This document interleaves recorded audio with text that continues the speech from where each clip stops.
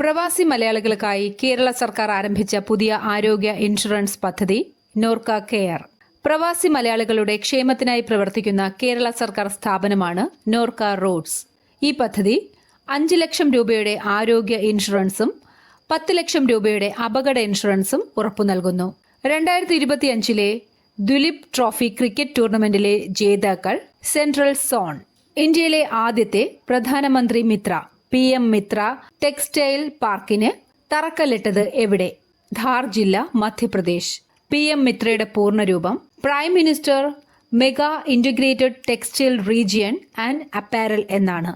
ഇന്ത്യയുടെ ടെക്സ്റ്റൈൽ മേഖലയെ ആഗോളതലത്തിൽ മത്സരക്ഷമമാക്കുക എന്നതാണ് ഈ പദ്ധതിയുടെ പ്രധാന ലക്ഷ്യം. ഇന്ത്യയിൽ ആദ്യമായി ലോക തേക്ക് സമ്മേളനം നടക്കുന്നത് കൊച്ചിയിലാണ്. കേരള വനം ഗവേഷണ സ്ഥാപനത്തിന്റെ നേതൃത്വത്തിലാണ് പരിപാടി സംഘടിപ്പിക്കുന്നത്. ലോക ഓസോൺ ദിനം സെപ്റ്റംബർ 16.